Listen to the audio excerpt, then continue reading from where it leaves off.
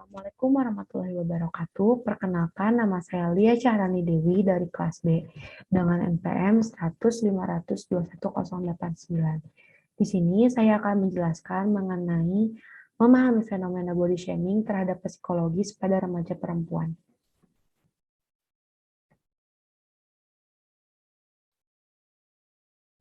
Dengan adanya perkembangan teknologi yang dapat memudahkan kita untuk mengakses internet dan juga sosial media yang membuat semua orang dengan mudahnya berkomunikasi. Namun terdapat dampak negatif yang bisa dirasakan, terutama oleh para remaja perempuan. Pada era teknologi ini, kasus yang terjadi pada remaja adalah munculnya perundungan yang menimbulkan korban baik secara psikis maupun fisik. Perundungan yang kerap dirasakan remaja akibat tren yang ada adalah body shaming.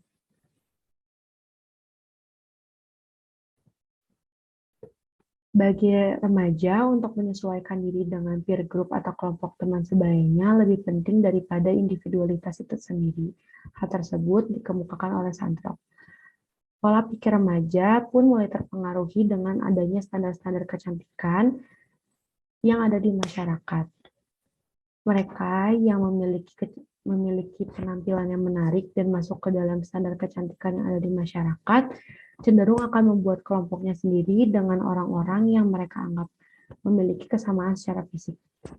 Hal tersebut tentu membuat remaja yang tidak memiliki kesempurnaan atau mereka yang tidak masuk ke dalam kualifikasi standar kecantikan di masyarakat merasa tidak percaya diri dan juga akan menutup diri. Dan bahkan mereka akan menarik diri dari lingkungan karena tidak sedikit dari mereka yang dijadikan sebagai bahan cemoohan. Lalu, Sandrock pun menjelaskan lebih lanjut bahwa kesadaran tentang adanya reaksi sosial terhadap kesempurnaan penampilan atau standar kecantikan akan memperparah remaja. Mereka akan cenderung merasa prihatin dengan kondisi penampilannya dan mereka akan tidak merasa puas dengan penampilannya, yang pada akhirnya menimbulkan jarak antara remaja yang memiliki kesempurnaan secara fisik dan mereka yang diciptakan dengan kekurangan.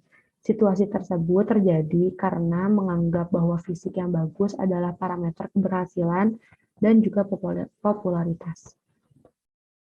Pada saat ini, body shaming merupakan tindakan yang dilakukan dengan mempermalukan orang lain, dengan membuat komentar mengejek dan juga mengkritik tubuh seseorang. Tindakan tersebut dilakukan dengan sadar maupun tidak oleh para pelakunya. Lalu, pelaku pun tidak menyadari bahwa tindakan yang mereka lakukan dapat menyebabkan orang lain tersinggung dan juga sakit hati. Selain itu pula, tindakan body shaming dapat mengikis kepercayaan dirian korban. Body shaming memiliki berbagai bentuk yang beragam di masyarakat, seperti contohnya fat shaming. Istilah ini sangat populer di masyarakat. Fat shaming sendiri adalah komentar negatif yang dilontarkan seseorang kepada orang yang memiliki badan gemuk. Dan juga istilah lainnya adalah skinny shaming, di mana hal ini berbanding terbalik dengan fat shaming, namun sama-sama membuahkan dampak negatif. Skinny shaming sendiri berfokus untuk mempermalukan mereka yang memiliki badan kurus. Pada saat ini,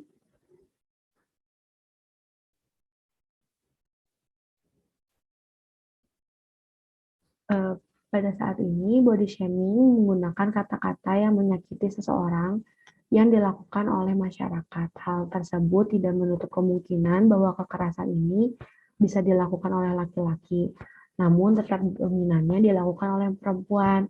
Selain dilakukan dengan cara verbal, body shaming dapat dilakukan dengan cara secara langsung mengata-ngatai di depan korban. Pada awalnya, tindakan ini terjadi karena adanya pikiran atau pandangan yang dihasilkan dari zaman kolonialisme, yaitu standar kecantikan adalah wanita dengan tubuh ideal yang berkulit putih dan memiliki tubuh yang tinggi. Dengan adanya standar yang dihasilkan dari zaman kolonialisme, banyak orang yang tidak merasa puas akan dirinya sendiri dan pada akhirnya mereka melampiaskan hal tersebut dengan mencemooh orang lain. Body shaming sendiri cenderung lebih rentan terjadi pada remaja. Hal ini dikarenakan masa remaja adalah masa untuk pencarian identitas. Maka dari itu, standar-standar kecantikan yang ada pada masyarakat sangatlah berpengaruh kepada mereka. Namun, masyarakat kurang menyadari bahwa tindakan body shaming ini dapat menimbulkan dampak yang sangat besar bagi korbannya. Menurut Pratiwi 2019, dampak psikologis yang muncul bagi korban sangatlah luas dan berbahaya. Dampak yang dirasakan adalah pertama, korban dapat menimbulkan pandangan negatif terhadap orang baru ataupun orang asing, lalu memiliki masalah dengan kecemasan dan juga percaya diri. Adanya resiko tinggi terhadap gangguan makan, dan juga korban merasa cenderung mudah depresi hingga adanya pemikiran untuk bunuh diri. Selain dampak di atas, ada pula dampak-dampak lain seperti dampak fisik.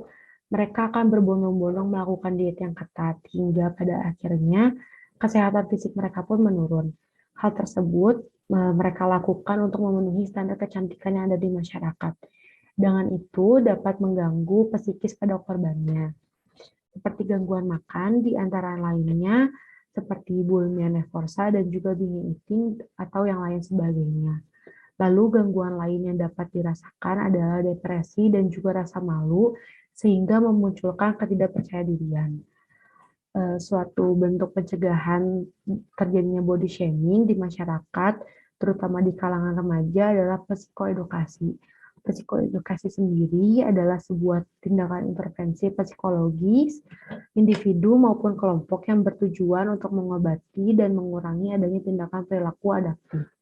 Hal tersebut juga merupakan bentuk preventif terhadap gangguan mental agar tidak memunculkan perilaku bermasalah. Hal tersebut dikemukakan oleh Morgan dan Vera.